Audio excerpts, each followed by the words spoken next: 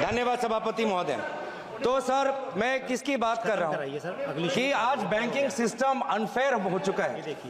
Banking system आज गरीब, किसान, छात्र, अनुसूचित जाति के लिए, आदिवासी समाज के लिए नहीं काम कर रहा सर। एक समय था सर कि इंदिरा गांधी जी ने बैंकों का राष्ट्रीयकरण किया था।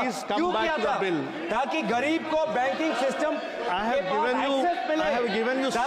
बैंक की बात कर रहा हूं सर। नो, अब bank, I'm talking about banks now. Sir, I'm talking about banks. Sir, why are you taking proper norms? I'm talking about the history. Talk about the bill. Why are you talking about the proper norms? Sir, let me. I am by giving you that the banking system today is unfair and it is broken. The banking system, when it undergo nationalization, the objective was to open bank branches in remote areas and to make banking accessible to the poor STs. And that is what is not happening today. What is happening with farmers?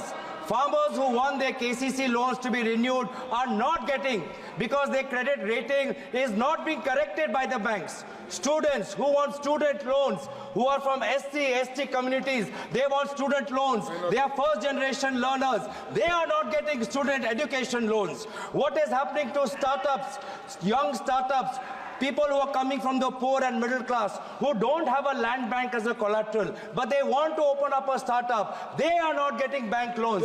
MSMEs, SMEs who want to expand their bank, they have to run around banks and CEOs and managers. They have to keep going, knocking on doors, but they still don't get the requisite funds to expand the project. And that is why the banking system today is broken. So we also have recommendations to this bill.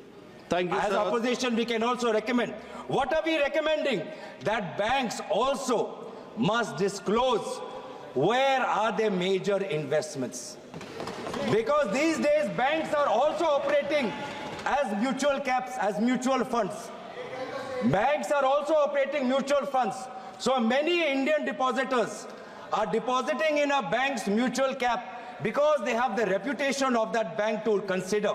And they put in and invest, talking about investor protection.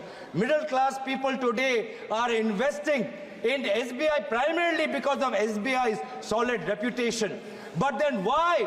The investor must know how much exposure does SBI have to companies undergoing investigation, whether inside India or outside.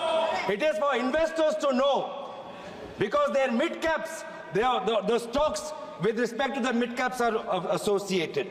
Similarly, penalties, sir. Penalties for companies who are failing to disclose their unfair practices, their penalties must be higher. Today, a company is trying to settle a case with SEBI, big company, big billionaire. You know how much settlement fee they are offering? 28 lakhs. Are they insulting the SEBI? Are they insulting the law? The fourth largest or the fourth biggest, the so-called billionaire, his companies are offering 28 lakhs as settlement fee. This is what happening. So our recommendation is that increase the penalties for companies who don't follow shareholding disclosure norms. Thirdly, we are talking about governance, talking about boards. We must look at boards of institutions and regulators as well and ensure that no such regulator or bank on its board has any member who has a conflict of interest with a company that is getting the largest of that regulator or the services of that bank.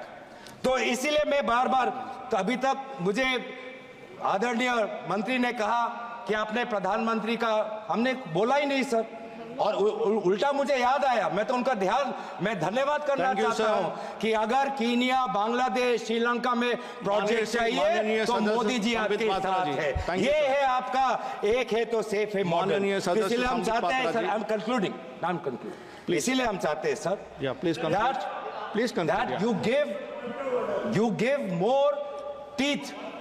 You give more teeth to SEBI. SEBI wants to investigate, but it has no CBI power, income tax power, ED power. Why? Because CBI, income tax, ED are all busy after opposition politicians. Concluding, what way is it relevant to the bill now? How will they find where Mehul Choksi is? How will they